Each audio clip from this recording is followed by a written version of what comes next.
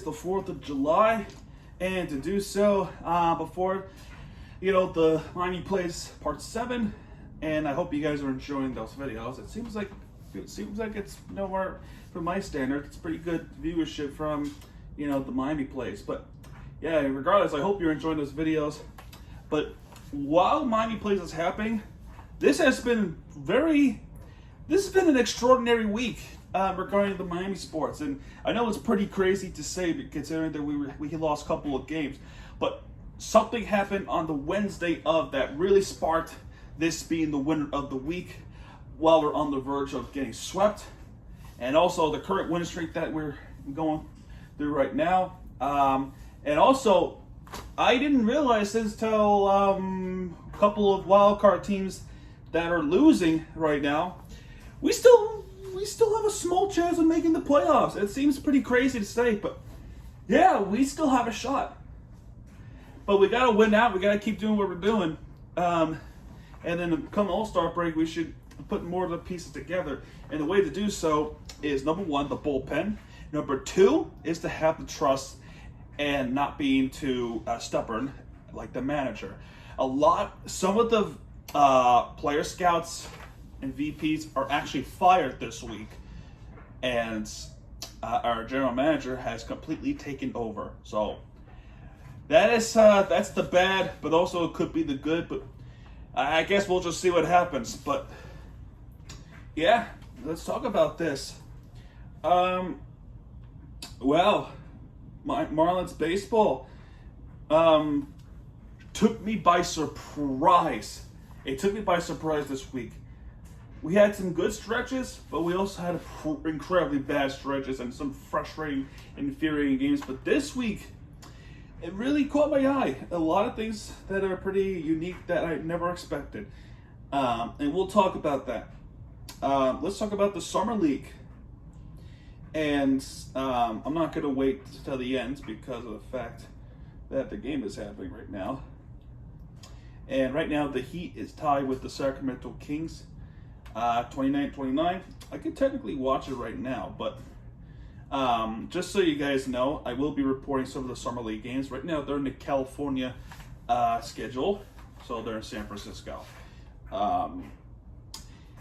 The other night, so yesterday, they did play, and they played against the Lakers, and we lost pretty badly, 66-100. And, Jovic, Hayward, Robinson played fairly decent, and because of this, we had some of the rookie signings. Speaking of which, the rookie signings, Tyler Hero got a rookie extension up pretty good amount of deal. So thank God he's staying here. It would not make sense to get rid of Tyler Hero, and simply because of the fact that last week he loves this city so much, he even went to the Inter Miami game where Inter Miami played against Minnesota United. He was there for it. So, honestly, in my opinion, this would not make sense to move away Tyler Hero. And speaking of move away, we have a situation between Donovan Mitchell and Kevin Durant. That's a big name, one of the biggest names right now as where free agency starts. He requested trade from the Brooklyn Nets, and right now the favorites of potentially landing Kevin Durant is the Phoenix Suns, potentially Philadelphia 76ers, and the Miami Heat. Now, Durant, he has a house in Florida, but under condition. He wants to play with Bam Adebayo and Jimmy Butler. Isn't that the point of it? So, in order for this to work, you could trade away Kyle Lowry. I would not be upset. You could trade away people like, you could trade away Duncan Robinson with Kyle Lowry. That's a good trade. And you could also maybe trade away Caleb Martin too, as well as one more, Gabe Vincent. But even then, maybe Vincent shouldn't be traded. We should think about him being kept here in Miami. So that's one thing with Gabe Vincent. He's been a pretty good player. Victor Oladipo has re-signed with the one-year deal, $9 million with Miami Heat. Thank God. We love Victor Oladipo. And Deadman was re-signed in a 2-year deal. And I would say that I'm a little iffy with the Deadman thing, but Deadman really put us some good numbers with the Miami Heat, so he's staying. So I would say yes. But then we lead to this moment where PJ Tucker is actually gone. He has signed with the Philadelphia 76ers on a 3-year deal. That's a painful loss, and we wish PJ best of luck in Philadelphia, and we thank him for his time here in Miami. He had a good season. We loved him. He was one of our favorite players of this team, and not just from the fans' perspective, the players' perspective too. We love him. Not only he's a great player, but he's a great guy. We love him as a person. So, wish him the best of luck in Philadelphia. No hard feelings at all. But come game time, it's all on who is who. But yeah, back to the free agency. We want Kevin Durant, but we also want Donovan Mitchell. But here's the thing: we cannot have both. It has to be one or the other. There's a situation with the Kyrie Irving situation. He might go to LA Lakers. So they're coming up with a trade for him and Ben Simmons for Russell Westbrook. But imagine if Westbrook and Ben Simmons on the same team with the Lakers. Wouldn't that be such a nightmare for LeBron? Let's be real. But yeah, he wants out of Brooklyn, Kevin Durant. He wants to come play here. He wants to be signed, or rather get traded. Problem with signing him, right? He's not aware of our salary cap. Salary cap is not big enough to sign someone like Kevin Durant. So that's why we got to make some good trades. That does not involve Bam Adebayo. If it involves Bam Adebayo, maybe. But the point here is we want to keep Bam. We want to keep Jimmy. He wants to play with them. We want the big three. So that is my advice, to trade away Lowry, Robinson, Martin. You can even throw in Vincent in there if you need to. Max Strus, he stays. We want him to stay here. Victor Oladipo has re-signed, and so did Deadman. PJ Tucker's gone. So, and you can also put in a draft pick as well. Get him here. Let's try. Let's please try. We want to make it to the NBA Finals. We're going for it. We were so close this past season. We were so close. We want to go harder. We want to win it all. As well as the Florida Panthers have got a new coach, Paul Maurice. And I think I covered it last week, and I said my thoughts. But knowing this, maybe he can turn our offense into a good defense as well. We'll see.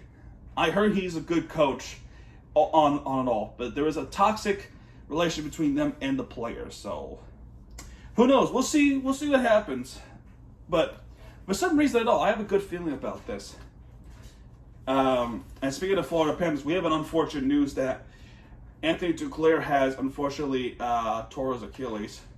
But the good news is he has gone through a good surgery, a successful surgery for his knee. So none of it says it is a season ending. Thank God. But he will return mid-season, so maybe as early as 2023, early 2023. So maybe in the middle of the season, and that's fair. That's good part. At least we're getting him back. So thank God. We love Anthony Duclair. So overall, that is the free agency right now. It could update right from now up until next week, where I cover the next week.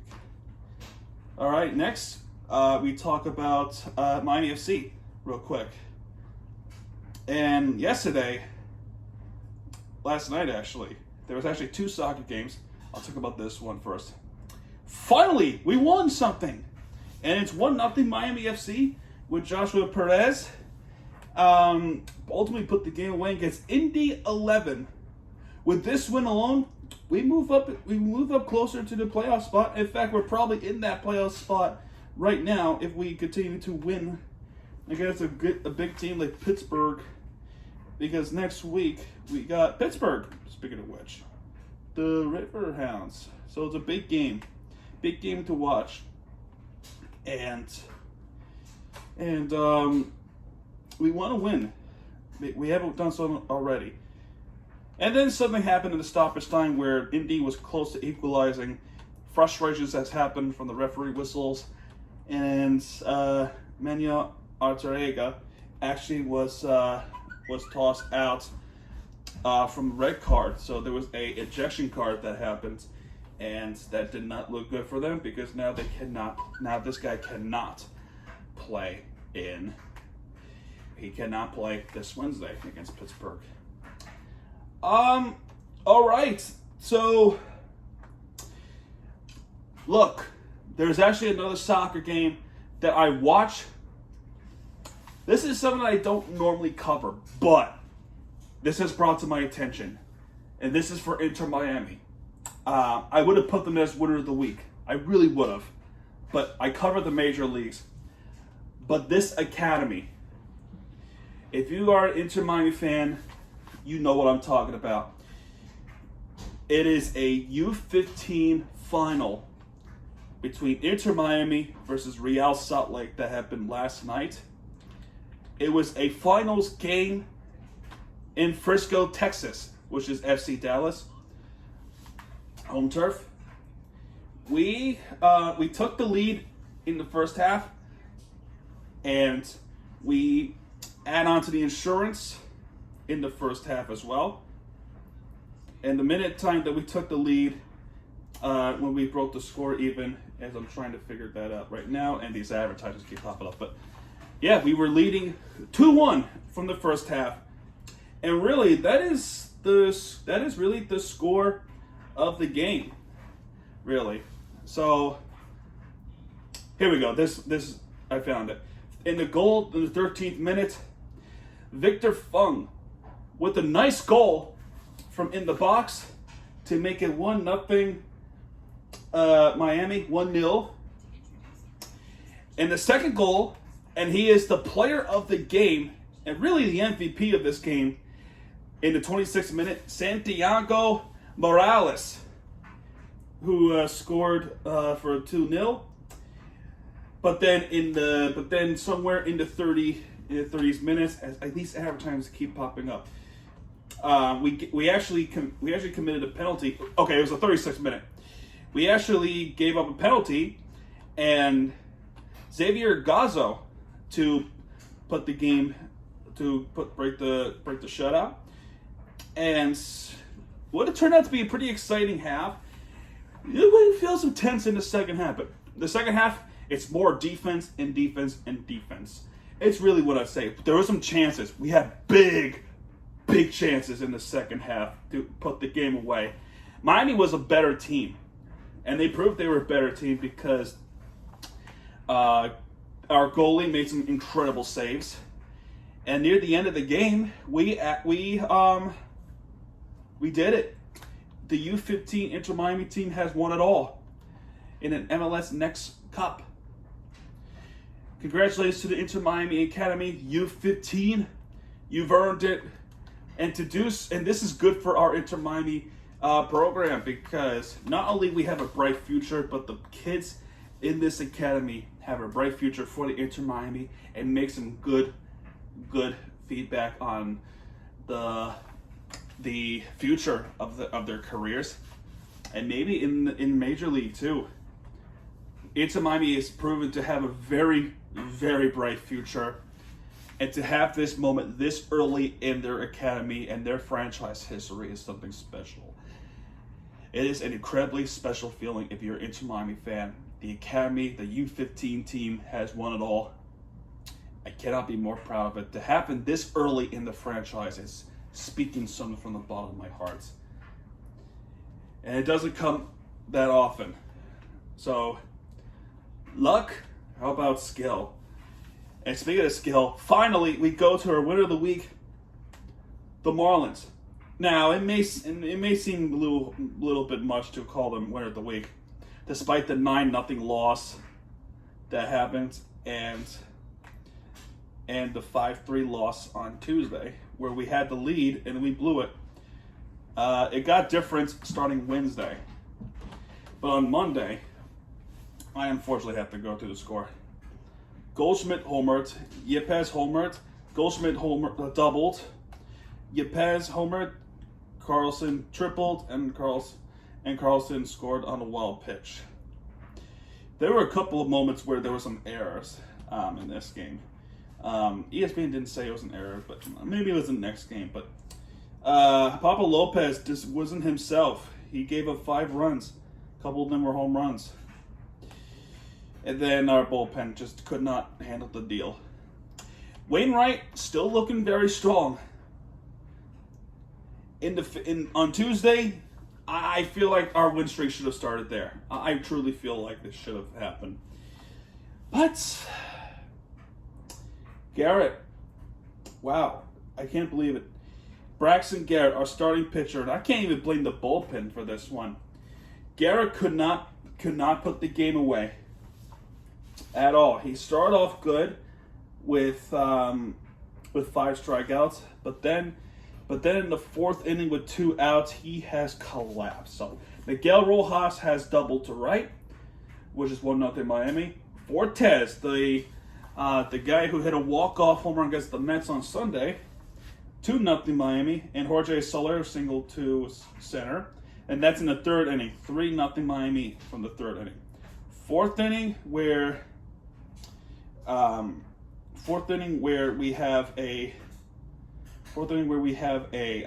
single to left, so no problem in the 4th inning. But in the 5th inning, this is where Garrett collapsed. He has given up 4 runs with 2 outs left, with 2 outs in that inning.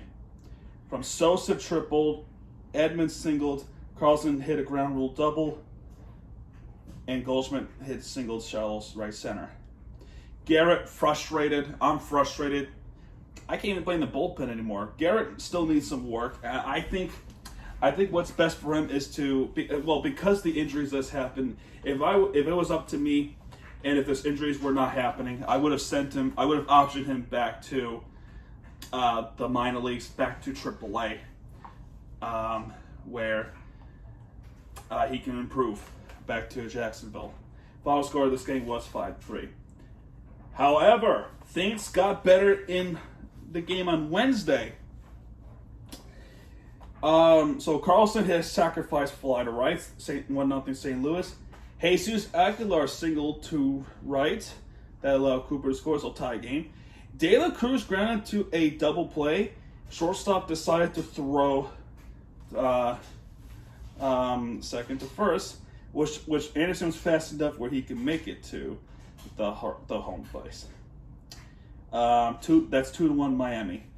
Donovan is sacrificing fly to left. There's tie game St. Louis, and Carlson, actually takes the lead for St. Louis. So something happened in the 9th inning. 2 outs, 1 strike left. Avisir Garcia hits a home run to center, 411 feet. Take the lead against St. Louis in the 9th inning. By the way, we did not use our bullpen in this game. Yes, I'm just as shocked as you are if you're neutral. This game, we did not use our bullpen. And guess who was pitching this game? If you're a Marlins fan, you know who it is. Sandy Alcantara. 9 innings pitch. We had 2 men on in the bottom of the 9th inning. And with 1 out, Don Manley comes out to try to use the bullpen, to put in Tanner Scott. But Alcantara told Manley, "No, I got this. Let me stay." Manley let him stay. It was persuasive. This was got to be the most persuasive game I've ever seen. And the fact that Alcantara did it against St. Louis, mind you, this game felt personal, very personal. He was part of their farm system, Alcantara. And guess what? He got his wish. After one era from Iverson Garcia, which we really wanted Gerard back, let's be real. But Garcia made up for it with the home run. Alcantara finished the game off with an inning-ending double play. He has 3 strikeouts, 9 innings pitched. The bullpen took a night off, and it was well deserved. That finger pointing to man like this says it all. Right there. He is committed. He's persuasive. He does not quit. This is the type of pitching we desperately need. We love this pitching. And because of this game is why, part of the reason why I put this Miami Marlins team as the winner of the week. It is a special win. Very special win. It would be a crime if he does not get into the All-Star spot. A crime. Right now, he probably would win the NL Cy Young Award, and he deserves it. He should win the Cy Young Award this year. But it would have been more of an honor not only win the Cy Young Award this year, but to have him as an all-star starter or one of the players in the All-Star game. He needs this spot. Vote for him. Vote for him. It would be a crime if he doesn't get in the All-Star. Do it. Vote for him. We did not play Thursday. However, the wild card teams that we're chasing after, they're losing, including the Cardinals that we just beat. We were about 8 games behind St. Louis. Guess what? As where it stands right now, pending on tonight against Philadelphia, we actually want. It's shocking in a sense. We actually want St. Louis to win this one. We have to catch up to Philly. But we are 5.5 games back in the wild card spot. 5.5. So our season is not totally lost. Because the Giants are losing, Nationals are losing. And speaking of Nationals, we have played them. We played them this weekend, and you can say it's a sweep, except it's not a sweep because tomorrow morning we actually have the Nationals one more time on the 4th of July day. So I'll cover that next week. This game, Friday. Guess how many hits we got? 12 hits. Anderson homered to left. Joey Wendell single to left. Garrett Cooper double to left. Nelson Cruz grounded to a double play. But Juan Soto was fast enough to get home. So it's 3-1 Miami. Birdie hits sacrifice fly to right. It's 4-1 Miami. BA single to left, 5-1 Miami. And Birdie grounded to a fielder's choice, which is 6-1 Miami. Ruiz homer to right center, which is 6-3. And Tanner Scott was able to get this save. That's his 8th of the year.